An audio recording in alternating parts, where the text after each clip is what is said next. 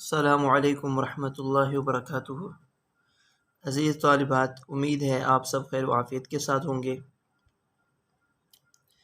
اور آپ نے گزشتہ سبق سماعت کر لیا ہوگا۔ آج ہم اپنی کتاب جامع ترمذی جلد اول کا 20واں سبق پڑھیں گے۔ اپنے سبق کا آغاز کریں گے باب ما جاء فی المرأة تری فی المنام مثل ما یری الرجل۔ جی، سبق شروع کرنے سے پہلے درود شریف پڑھ لیں۔ اللہم صلی علی محمد النبی الامی وعلی آلہ وسلم تسلیما کثیرا کثیرا۔ سبق کا صفحہ نکال لیں۔ جی، بسم اللہ الرحمن الرحیم۔ باب ما جاء فی المرأة تری فی المنام مثل ما یری الرجل۔ ان روایات کا بیان جس میں ذکر ہے کہ اگر عورت مرد ہی کی طرح خواب میں کوئی احتلام دیکھے یا تری کپڑوں پر لگی دیکھے تو کیا حکم ہے۔ وبه قال حدثنا ابن ابي عمر قال حدثنا سفيان بن عيينة عن هشام بن عروة عن أبيه عن زينب بنت أبي سلمة عن أم سلمة قالت جاءت أم سليم ابنة ملجان إلى النبي صلى الله عليه وسلم فقالت يا رسول الله إن الله لا يستحي من الحق فهل على المرأة تعني غسلا إذا هي رأت في المنام مثل ما يرى الرجل؟ قال نعم إذا هي رأت الماء فلتغسل. قالت أم سلمة قلت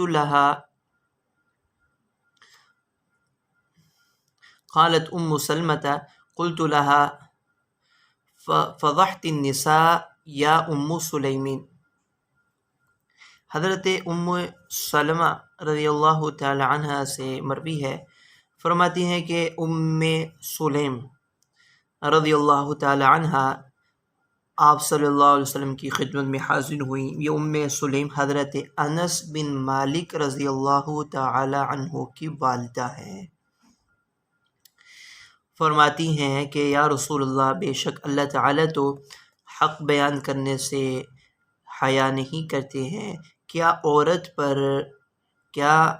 پر بھی غسل واجب ہے جب وہ خواب میں مرد کی طرح تری وغیرہ دیکھے؟ تو آپ نے فرمایا ہاں، جب وہ پانی یعنی کہ تری کے اثرات دیکھے تو فلتغسل چاہیے کہ وہ غسل کر لے۔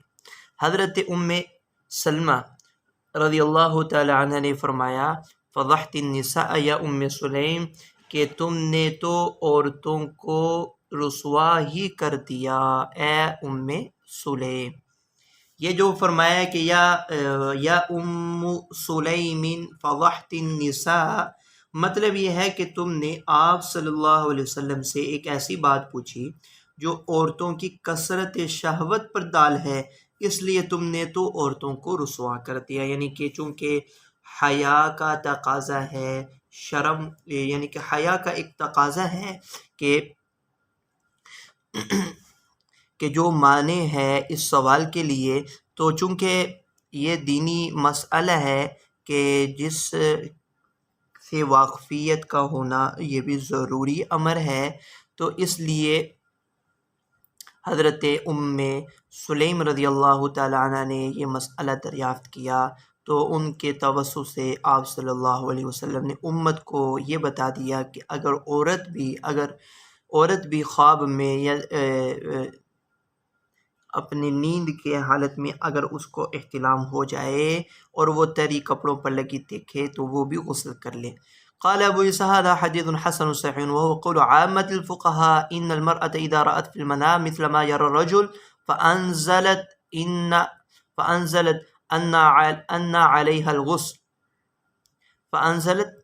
عليها الغسل، اس پر یعنی کہ عام اور اکثر فقہا کا قول بھی یہی ہے، اگر خواب میں عورت تری دیکھے مرد کی طرح اور انزال ہو جائے تو اس پر غسل واجب ہے۔ وہ بھی یقول سفیان الثوری والشافعی وفی الباب عن ام سلیم وخولہ وعائشہ وانس۔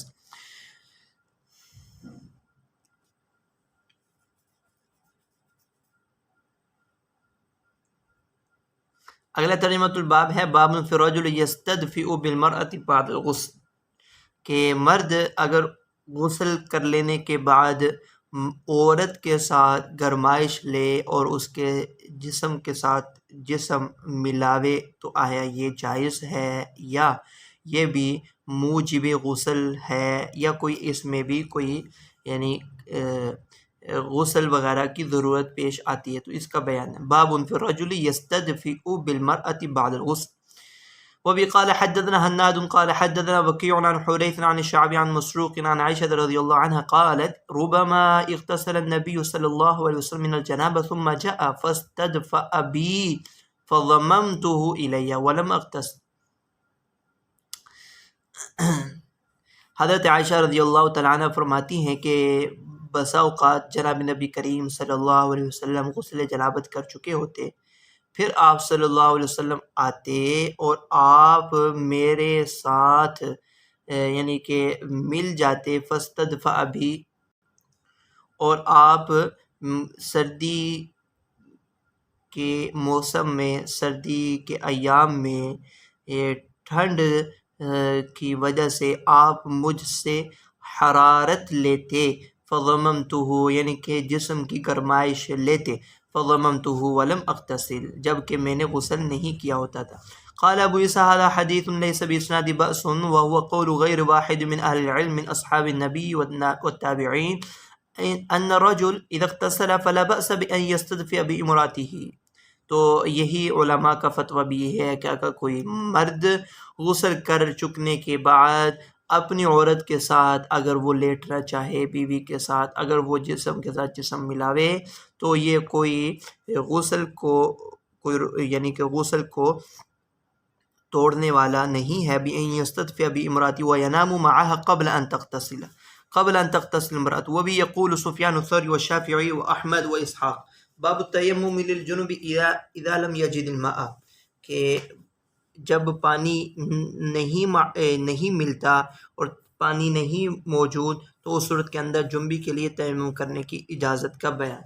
وبه قال حدثنا محمد بن بشار ومحمود بن غيلان قال حدثنا ابو احمد الزبيري قال حدثنا سفيان عن خالد الحذاء عن ابي قلابة عن عمرو بن بجدان عن ابي ذر ان رسول الله صلی اللہ علیہ وسلم قال ان الصعيد الطيب طهور المسلم۔ آپ نے یہ فرمایا کہ پاک مٹی وہ مسلمان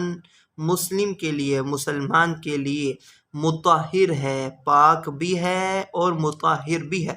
طہور المسلم مسلمان کے لیے پاک کرنے والی ہے۔ وَإِن لَّمْ يَجِدِ الْمَاءَ 10 سنین، اگرچہ وہ پانی 10 سال تک بھی نہ پاوے تو سعید طیب وہ طہور مسلم ہے۔ فَإِذَا وَجَدَ الْمَاءَ فَلْيُمِسَّهُ بَشَرَتَهُ، اگر وہ پانی پالے فَلْيُمِسَّهُ بَشَرَتَهُ، أَمَسَّ يُمِسُّ امساس سے ہے کہ وہ چاہیے کہ اپنی جلد سے اپنی جلد کو تر کر دے، فَإِنَّ ذَلِكَ خَيْرٌ۔ وقال محمود في حديثه ان الصعيد الطيب وضوء المسلم۔ وفي الباب عن ابي هريره وعبد الله بن عمر وعمران بن حسين قال ابو عيسى وهكذا روى غير واحد عن خالد الحذاء عن ابي قلابة عن عمرو بن بجدان عن ابي ذر، وقد روى هذا الحديث ايوب عن ابي قلابة عن رجل من بني عامر عن ابي ذر ولم يسميه، وهذا حديث حسن وهو قول عامة الفقهاء ان الجنب والحائض اذا لم يجد الماء تيمما وصليا۔ حائضہ عورت ہے، جنبی آدمی ہے، اگر وہ پانی نہیں پاتے تو وہی وضو جیسا تیمم، جو تیمم وضو کے لیے ہے، ایسا ہی غسل کا تیمم بھی وہی ہے۔ اگر کوئی جنابت کی حالت میں ہے یا عورت حائضہ ایام حیض گزر چکنے کے بعد پاک ہونا چاہے تو وہ ویسا ہی تیمم کرے جیسا وضو کا تیمم ہے۔ تیمم وصلیا۔ ویروی عن ابی مسعود عن ابن مسعود انه كان لا يرى التيمم للجنوب وان لم يجد الماء۔ اگرچہ عبداللہ بن مسعود سے مروی ہے کہ اگر وہ پانی نہ بھی پائے تو جنبی آدمی کا تیمم کرنا درست نہیں۔ ویروی عنہ، اور ان سے حضرت عبداللہ بن مسعود سے مروی ہے کہ انہوں نے اپنے اس قول سے رجوع کر لیا تھا.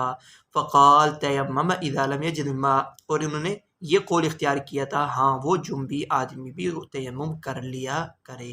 وبی یقول سفیان الثوری ومالک والشافعی واحمد واسحاق.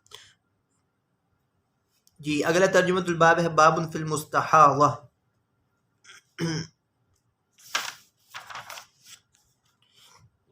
مستحاضہ عورت کے بارے میں. تو اس بارے میں تھوڑی تفصیل ہے، وہ سماعت فرما لیں.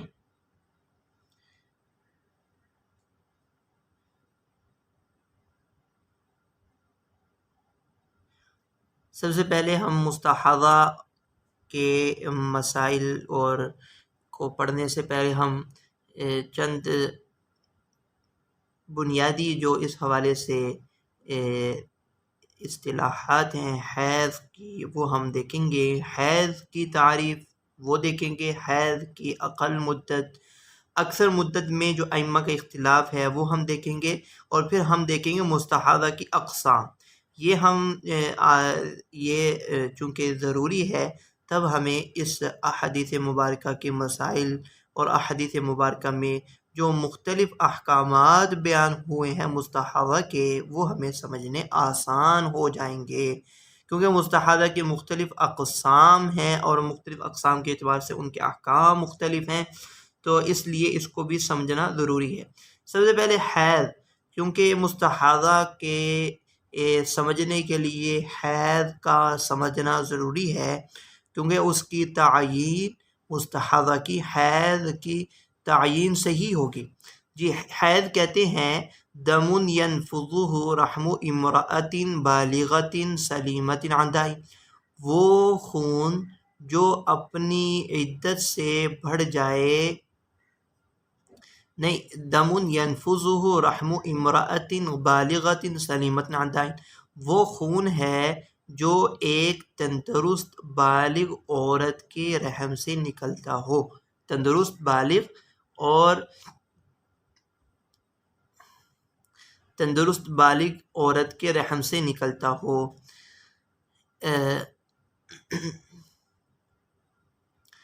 اور اس کی جو مدت ہے اقل مدت، اس میں امام مالک کے ہاں کوئی مدت مقرر نہیں.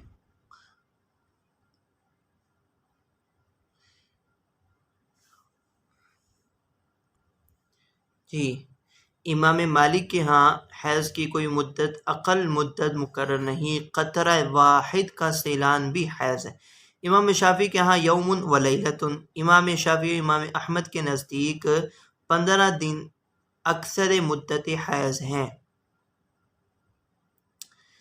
امام شافعی اور امام شافعی کے ہاں اقل مدت یوم و لیلۃ، اور امام شافعی اور امام احمد کے نزدیک اکثر مدت حیض 15 دن اور عند الاحناف 10 دن، اور امام مالک کے نزدیک اکثر مدت وہ 17 ایام ہے.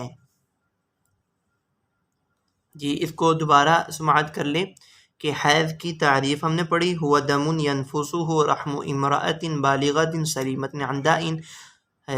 حیض وہ خون ہے جو تندرست بالغہ عورت کے رحم سے نکلتا ہو. اس خون کو حیض کہا جاتا ہے. اس کی اقل اور اکثر مدت کے حوالے سے ائمہ کا اختلاف ہے. امام مالک کا مسلک، آپ کے نزدیک حیض کی اقل مدت کی کوئی تعیین نہیں ہے، اور فرماتے ہیں کہ قطرہ واحد کا سیلان بھی حیض ہو سکتا ہے.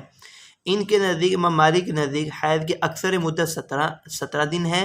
امام شافعی اور امام احمد کا مسلک یہ حیض کی اقل مدت 1 دن اور 1 رات، اور جبکہ زیادہ سے زیادہ مدت حیض 15 ایام. آگے احناف کا مسلک یہ ہے اقل مدت 3 دن اور زیادہ سے زیادہ مدت 10 دن ہے. اب اس اقل مدت حیض اور اکثر مدت حیض کو سمجھ لینے کے بعد مستحاضہ سمجھیں کہ 3 دن سے احناف کے بیان کردہ جو حیض کے ایام ہیں ان کی تفصیل کے مطابق 3 دن سے کم اور 10 دن سے زیادہ خون جاری رہے تو اس خون کو مستحاضہ کہتے ہیں۔ اور یہ کہا جاتا ہے کہ یہ خون جو ہوتا ہے یہ بیماری کا خون ہوتا ہے، اور یہ رحم امرأہ سے نکلنے والا خون نہیں بلکہ رگ کے پھٹنے کا خون ہوتا ہے، جو کہ احادیث مبارکہ میں اس کی وضاحت موجود ہے۔ تو 3 دن سے کم اور 10 دن سے زیادہ آنے والے خون کو استحاضہ کہا جاتا ہے، اور ایسی عورت کو مستحاضہ کہا جاتا ہے۔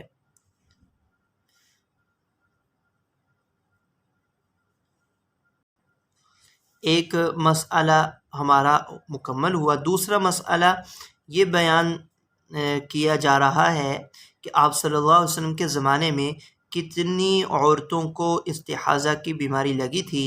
تو اس کو سمجھ لیں کہ آپ کے زمانے میں تقریباً 12 عورتوں کو یہ بیماری لگی تھی۔ ان 12 عورتوں میں سے 3 ازواج مطہرات تھی، حضرت سودا بنت زمعہ، حضرت زینب بنت جحش، حضرت زینب بنت خزیمہ، اور اسی طرح اور بھی عورتیں صحابیات تھیں، 9 صحابیات اور ہیں۔ اور اس کے بعد اگلا مسئلہ کہ دم حیض اور دم مستحاضہ استحاضہ کے درمیان فرق۔ دم حیض رحم کی گہرائی سے صحت مند عورت کو وقت مقررہ پر آتا ہے، جبکہ دم استحاضہ رحم کے راستے سے بیماری کی وجہ سے معین وقت تک نہیں آتا بلکہ غیر معین وقت تک جاری رہتا ہے۔ اگلا ہمارا مسئلہ ہے مستحاضہ عورت کی اقسام، کہ کتنی اقسام ہیں مستحاضہ کی۔ تو اس میں 3 اقسام ہیں، ایک مبتدئہ، معتادہ، اور تیسری ہے متحیرہ۔ مبتدئہ، معتادہ اور متحیرہ۔ اب مستحاضہ مبتدئہ وہ عورت ہے جس کو زندگی میں پہلی بار حیض آیا اور استمرار دم ہو گیا، یعنی پہلی بار ہی حیض عدت سے بڑھ گیا۔ اس کا حکم بالاتفاق یہی ہے، اکثر مدت حیض میں نماز چھوڑے رکھے گی اور باقی ایام میں معذورین کی مانند ہر نماز کے لیے وضو کرے گی۔ دوسری قسم مستحاضہ کی معتادہ کی ہے، وہ عورت جس کو ایام عادت یاد تھے، حیض کے ایام یاد تھے اور وہ اس کی ایک عادت مقرر تھی، لیکن ایک مرتبہ خون ایام عادت سے متجاوز ہو کر 10 دن سے بڑھ گیا تو اس عورت کے ایام عادت مثلاً 8 دن حیض کے شمار ہوں گے اور باقیہ 22 دن مہینے کے وہ استحاضہ کے شمار ہوں گے، یا جتنے دن اوپر اس کے ہوں گے وہ استحاضہ کے شمار ہوں گے۔ تیسری متحیرہ ہے، وہ معتادہ جو ایام عادت بھول گئی ہو۔ اس کا حکم یہ ہے کہ یہ عورت تحری کرے اور ظن غالب پر عمل کرے گی۔ ظن غالب میں جو ایام حیض کے ہیں حیض شمار اور بقیہ ایام استحاضہ کے شمار ہوں گے۔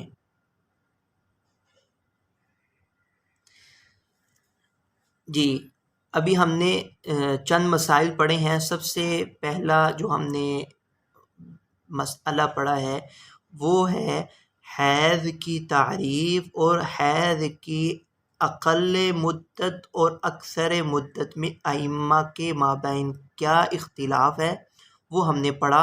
امام مالک کے نزدیک اقل مدت حیض کی کوئی مقرر نہیں، ایک قطرہ حیض کا ایک قطرہ اگر اس کا سیلان خون کا ہو جائے تو وہ بھی حیض شمار کرتے ہیں، جبکہ امام شافعی، امام مالک کے نزدیک امام شافعی، امام احمد کے نزدیک اقل مدت حیض 1 دن اور 1 رات، اور جبکہ اکثر مدت حیض ان کے نزدیک 15 ایام ہیں۔ امام ابو حنیفہ کے نزدیک اقل مدت حیض 3 دن اور اکثر مدت حیض 10 دن۔ پھر ہم نے پڑھا کہ آپ صلی اللہ علیہ وسلم کے زمانے میں کتنی عورتوں کو استحاضہ کی بیماری تھی، تو آپ صلی اللہ علیہ وسلم کے زمانے میں کل 12 عورتوں کو یہ بیماری لگی تھی، جن میں 3 ازواج مطہرات تھے۔ پھر تیسرا مسئلہ ہم نے دم حیض اور دم استحاضہ کے درمیان فرق، اور چوتھا مسئلہ ہم نے استحاضہ کی مستحاضہ عورت کی اقسام کے بارے میں ہم نے پڑھا، مبتدئہ، معتادہ اور متحیرہ۔ اب پانچواں مسئلہ وہ یہ ہے کہ استحاضہ والی عورت انقطاع حیض والا فرضی غسل کر کے ہر نماز کے لیے وضو کرے گی یا غسل بھی کرے گی؟ ہر نماز کے لیے وہ غسل کرے یا وضو کرے؟ تو یہی مسئلہ مقصود بالذات ہے جو آگے ترجمۃ الباب میں آ رہا ہے، جو کئی ترجمۃ الباب امام ترمذی نے قائم کی ہیں، وہ ہم پڑھیں گے انشاءاللہ العزیز۔ اس کو پہلے دیکھ لیں کہ ہر نماز کے لیے مستحاضہ کے لیے غسل کرنا ضروری ہے یا وضو کرنا بھی کافی ہے؟ تو اس میں ائمہ کا اختلاف ہے۔ اہل ظواہر اور شیعہ مذہب، ان کا موقف یہ ہے کہ استحاضہ والی عورت ہر نماز کے لیے غسل کرے گی، ہر نماز کے لیے۔ چنانچہ آپ صلی اللہ علیہ وسلم نے ام حبیبہ بنت جحش کو یہی حکم دیا تھا، ان کی دلیل ہے فَلْتَغْتَسِلْ عِنْدَ كُلِّ صَلَاةٍ وَتُصَلِّ۔ آپ نے ام حبیبہ بنت جحش کو یہ حکم دیا تھا کہ وہ ہر نماز کے لیے غسل کیا کرے، ان کی یہ دلیل ہے۔ تو ان کی اس دلیل کا جواب یہ ہے کہ یہ حدیث استحباب پر محمول ہے، پہلا جواب۔ دوسرا یہ ہے کہ یہ حدیث منسوخ ہے ان احادیث سے جن احادیث میں آپ نے مستحاضہ کے لیے وضو کرنے کو کافی قرار دیا، تو اس لیے وہ احادیث ناسخ ہیں۔ تو یہ جواب ہو گیا۔ دوسرا قول اس مسئلے میں ابراہیم نخعی اور ابو منصور بن معتمر کا ہے کہ مستحاضہ 5 نمازوں کے لیے 3 مرتبہ غسل کرے، مثلا ظہر اور عصر کے لیے ایک غسل، یوں کہ ظہر کی نماز کو مؤخر اور عصر کو مقدم جمع سوری کرے گی، اور اسی طرح مغرب اور عشاء کے لیے ایک غسل اور نمازوں میں جمع سوری کرے گی، اور صبح کی نماز کے لیے ایک غسل کرے گی، اور یوں 5 نمازوں کے لیے 3 غسل کرے گی۔ اور ان کی دلیل وہ حدیث سہلہ بنت سہیل بن عامر کو جو حکم دیا کہ فرمایا کہ وہ نمازوں کو جمع کریں۔ کون سی؟ سہلہ بنت سہیل بن عامر کو حکم دیا کہ جمع بین الصلاتین کریں، اور 3 غسل کا ذکر فرمایا۔ تو ان کا جواب یہ ہے کہ یہ حدیث بھی استحباب پر محمول ہے۔ دوسرا جواب یہ ہے کہ یہ حدیث منسوخ ہے۔ تیسرا جواب یہ ہے کہ یہ حدیث مبتدئہ کے لیے ہے، اور آپ کا یہ فرمانا بطور علاج کے بطور حکم کے نہیں ہے۔ تیسرا قول اس مسئلے میں ائمہ 4 کا ہے کہ مطلق مستحاضہ ہر نماز کے لیے وضو کرے گی، اس وضو کے ساتھ جو بھی عبادت کرنا چاہے کر سکتی ہے، خواہ وہ نماز فرض ہو، سنن ہو، واجب ادا اور قضا ہو، خواہ نماز ہو یا تلاوت قرآن ہو۔ وہ احادیث ان کی دلائل ہے جن میں توضئی لکل صلاۃ آیا ہے۔ یہ حدیث پہلی سب احادیث کے لیے ناسخ ہیں۔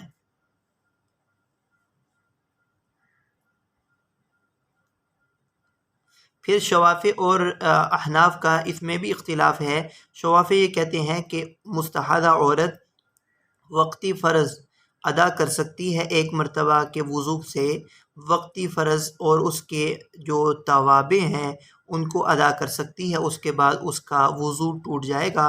جبکہ احناف یہ کہتے ہیں کہ 1 نماز کے وقت تک اس کا یہ وضو کافی ہوگا، وہ جتنی بھی قضا نمازیں یا اور عبادات کرنا چاہے اس نماز کے وقت تک یہ وضو کافی ہوگا۔ جی اب احادیث مبارکہ دیکھ لیں۔ بسم اللہ الرحمن الرحیم، باب فی المستحاضہ، وبه قال حدثنا حناد قال حدثنا وکیع وعبد وابو معاویہ عن هشام بن عروہ عن ابی عن عائشہ رضی اللہ عنہا قالت جاءت فاطمة ابنة ابی حبیش الى النبی صلی اللہ علیہ وسلم فقالت یا رسول اللہ انی امرأة استحاض فلا اطهر افادع الصلاة قال لا انما ذلك عرق وليست بالحیض۔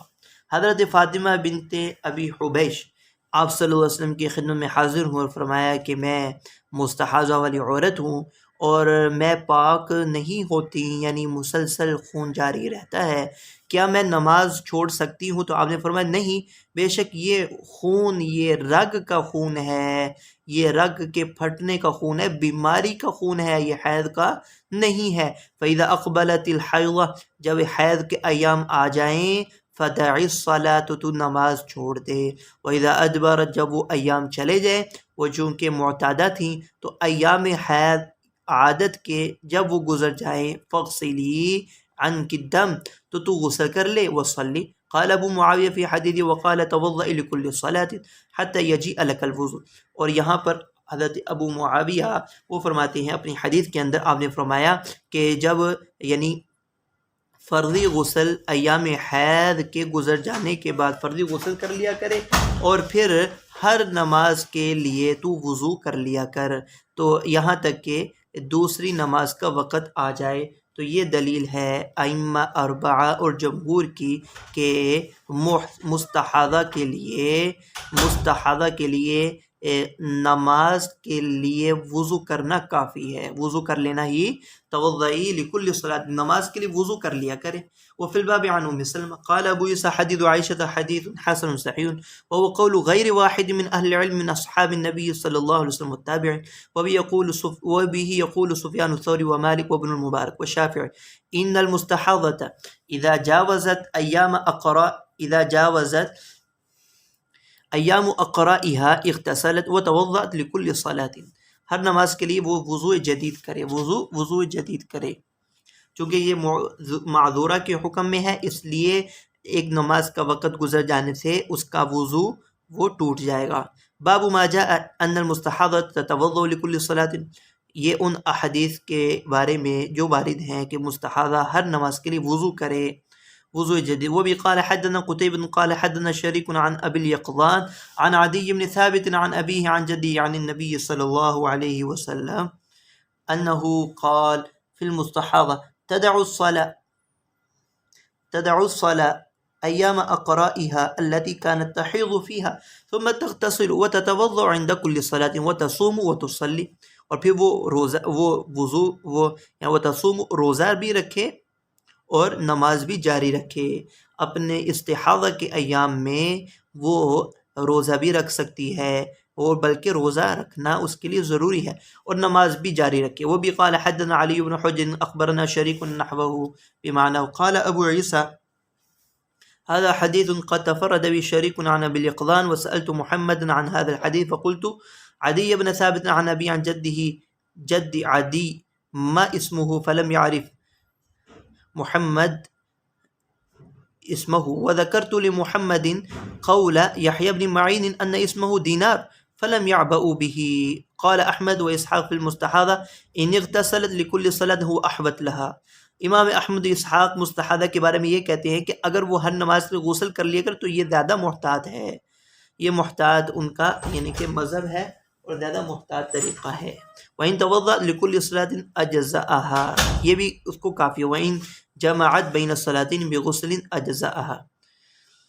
باب فی المستحاضة أنها تجمع بین الصلاتین بغسل واحد، یہ آپ کے سامنے جب ابھی بیان کیا تھا ابراہیم نخعی اور منصور بن معتمر، ان کا قول یہی ہے کہ مستحاضہ عورت کے لیے 5 نمازوں کے لیے 3 مرتبہ غسل کرے، ظہر اور عصر کے لیے 1 مرتبہ، اور مغرب اور عشاء کے لیے 1 مرتبہ غسل کرے، اور فجر کی نماز کے لیے 1 مرتبہ غسل کرنا ضروری ہے، اور وہ جمع سوری کرے گی ہر 2 نمازوں کو آخر وقت، پہلی نماز کو آخر وقت میں اور دوسری نماز کو ابتدا وقت میں پڑھے۔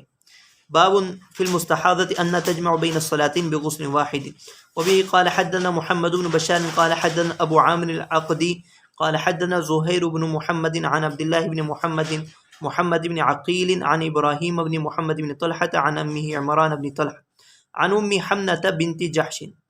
حمنہ بنت جحش یہ اس عذر میں لاحق تھی، حضرت زینب بنت جحش کی بہن ہے حمنہ بنت جحش، فرماتی ہیں كنت استحاض حیضة شدیدة كثيرة شديدة فأتيت النبي صلى الله عليه وسلم استفتيه وأخبره فوجدته في بيت أختي زینب بنت جحش، کہ یعنی آپ صلی اللہ علیہ وسلم سے اس مسئلے کو دریافت کرنے میں جب آئی تو میں نے آپ صلی اللہ علیہ وسلم کو اپنی بہن زینب بنت جحش کے حجرے میں پایا۔ فقلت یا رسول اللہ انی استحاض حیضۃ کثیرۃ شدیدۃ فما تأمرنی فیہا فقد منعتنی الصیام، یہ جو یعنی فقد منعتنی، مجھے ان روزوں سے روک رکھا ہے، والصلاۃ، اور نماز سے بھی اس نے مجھ کو روک رکھا ہے۔ قال انعت لك الکرسف فإنه يذهب الدم، قالت هو اکثر من ذلك، یعنی خون اتنی کثرت سے آ رہا ہے کہ روئی وغیرہ رکھنے سے بھی وہ نہیں رکتا۔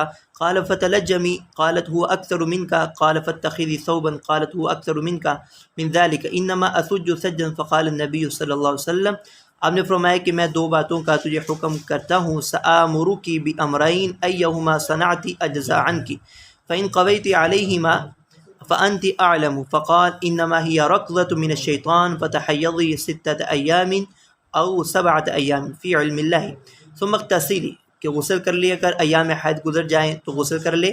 فإذا رأيت إنك قد طهرت واستنقأت فصلي 24 ليلة أو 23 ليلة وأيامها وصومي وصلي فإن ذلك يجزئك، وكذلك فافعلي كما تحيض النساء وكما يطهرن لميقات حيضهن وطهرهن، فإن قضيت على أن تؤخر الظهر وتعجل العصر ثم تغتسلين حين تطهرين وتصلين الظهر والعصر جميعا ثم تؤخرين المغرب وتعجلين العشاء ثم تغتسلين وتجمعين بين الصلاتين، فافعلي وتغتسلين مع الصبح وتصلين وكذلك فافعلي وصومي إن قضيت على ذلك، فقال رسول الله صلى الله عليه وسلم وهو أعجب الأمرين إلي۔ قال ابو عیسیٰ هذا حديث حسن صحيح ورواه عبيد الله بن عمرو الرقي وابن جريج وشريك عن عبد الله بن محمد بن عقيل عن إبراهيم بن محمد بن طلحة عن عمه عمران عن أمه حمنة إلا إن ابن جريج يقول عمر بن طلحة والصحيح عمران بن طلحة۔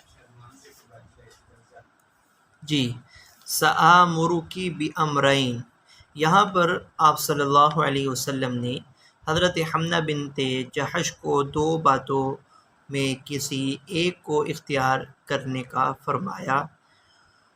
جی، ان ایہما صنعت اجزاء عنکی فإن قویت علیہما فأنت اعلم، فقال انما ہی رکضة من الشیطان فتحیضی 6 ایام، اگر تو ان دونوں پر قدرت فإن قویت علیہما، اگر تو ان دونوں پر قدرت رکھے تو تو اس کو بخوبی جانتی ہے۔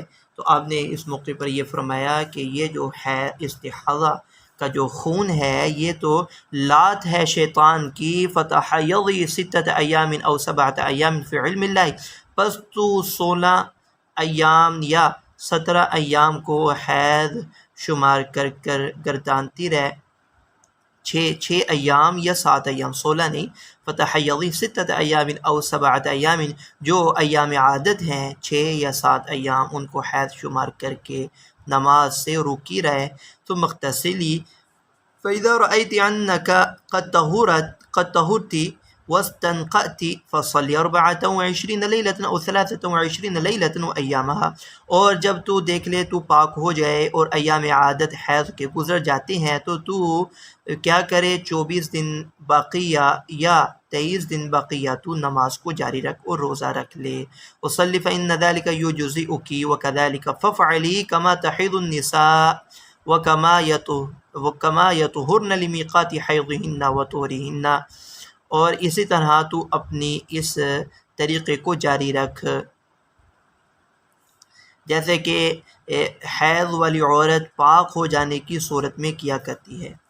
ایک تو اس حدیث شریف میں آپ صلی اللہ علیہ وسلم نے حضرت حمنہ بنت جحش کو 2 باتوں میں اختیار دیا۔ اب دوسری جو بات ہے، جو جمع بین الصلاتین کا آپ صلی اللہ علیہ وسلم نے حضرت حمنہ بنت جحش کو حکم دیا اور وہ طریقہ بیان کیا، اس کی طرف حضرت حمنہ نے فرمایا ہوا اعجب الامرین الیہ، کہ یہ دوسرا طریقہ مجھے زیادہ پسند ہے، یہ مجھے زیادہ پسند ہے کہ ایک غسل کے ساتھ ہی میں 2 نمازیں ادا کیا کروں، ظہر اثر ایک غسل کے ساتھ، مغرب عشاء ایک غسل کے ساتھ، یعنی جمع بین الصلاتین۔ اب امر اول کیا ہے، اس حوالے میں تھوڑا سا امام شافعی تھوڑا سا اختلاف ہے۔ امام شافعی فرماتے ہیں کہ امر اول ہے غسل لکل صلاۃ، امر اول ہے غسل، کیونکہ امر اول کے حوالے سے حدیث میں صراحت نہیں ہے۔ اتنا تو ہے کہ جب ایام حیض عادت کے آ جائیں تو نماز سے روکی رہے، اور جب یہ گزر جائیں تو غسل کر لے اور نمازوں کو جاری رکھ، لیکن یہ نہیں کہ ہر نماز کے لیے غسل ہے یا ہر نماز کے لیے وضو ہے۔ تو امر اول مبہم ہے، اس میں امام شافعی نے اختیار مذہب کیا ہے کہ ہر نماز کے لیے غسل کرو، ایک امر اول۔ لیکن اگر امر ثانی یہ ہے تمہیں اگر دشواری ہو تو جمع بین الصلاتین بغسل واحد بھی کر سکتی ہو، تو جو مجھے سہولت کی وجہ سے زیادہ پسند ہے، جو مجھے آپ صلی اللہ علیہ وسلم نے یہ فرمایا، حضرت حمنہ نے نہیں بلکہ آپ نے فرمایا وہ اعجب الامرین الیہ، جو مجھے سہولت کی وجہ سے زیادہ پسند ہے۔ جبکہ احناف وہ یہ کہتے ہیں کہ امر اول ہے وضو لکل صلاتین، اسی کو احناف نے اختیار کیا ہے۔ اب مطلب یہ ہوگا کہ تمہارے لیے اصل میں حکم تو ہر نماز کے لیے وضو کا ہے، لیکن اگر تم زیادہ بہتر جانتی ہو اور قوی تم اس پر قدرت رکھتی ہو تو جمع بین الصلاتین بغسل واحد کر لیا کرو، یہ بھی بہتر ہے، تو یہ بھی بہتر ہے۔ آپ یہ بات سمجھ لیں کہ روایات میں مستحاضہ کے لیے 3 مختلف احکام بیان ہوئے ہیں۔ روایات میں مستحاضہ کے لیے 3 مختلف، ایک ہے غسل لکل صلاتین، ایک جیسے کہ آپ کو ابھی بتایا تھا غسل لکل صلاتین، یہ پہلا قول ہے اہل ظواہر اور شیعہ اہل تشیع کا، کہ وہ کہتے ہیں کہ ہر نماز کے لیے غسل، اور دوسرا قول ابراہیم نخعی کا ہے، جو یہ حدیث ان کا مستدل ہے، کہ فرماتے ہیں جمع بین الصلاتین، 5 نمازوں کے لیے 3 غسل کرے گی مستحاضہ عورت، یعنی جمع بین الصلاتین بغسل واحد۔ تیسرا قول ائمہ جمہور کا ہے، وہ کہتے ہیں وضو لکل صلاتین۔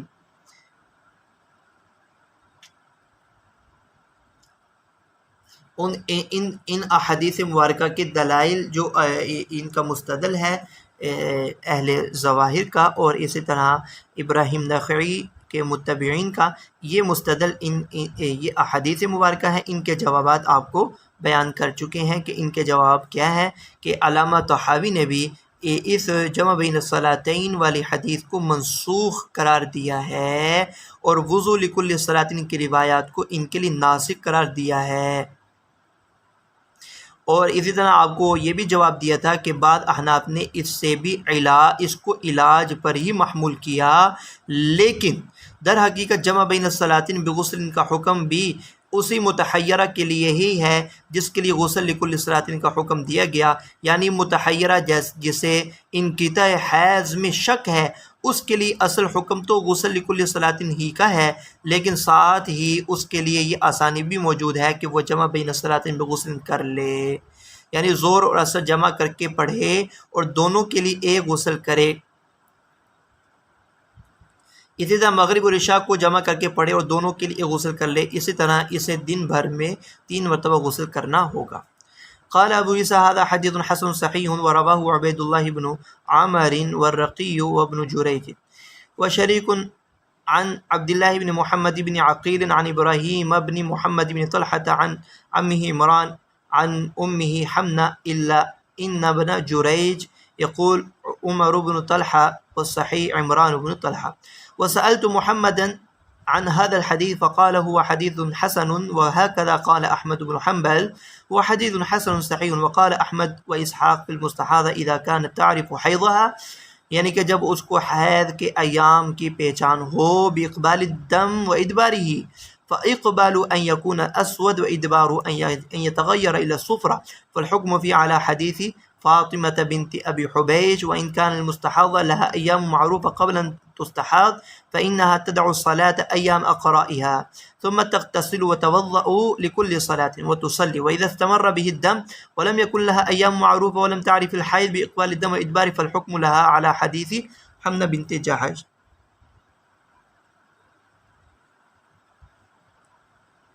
کہ یہ ذکر ہے امام احمد اور اسحاق مستحاضہ کے بارے میں، فرماتے ہیں کہ اگر مستحاضہ کو ایام حیض کی پہچان ہو تو فاقبالہ ان یکون اسود و ادبار ان یتغیر الصفرہ فالحکم فیہا، تو اس صورت کے اندر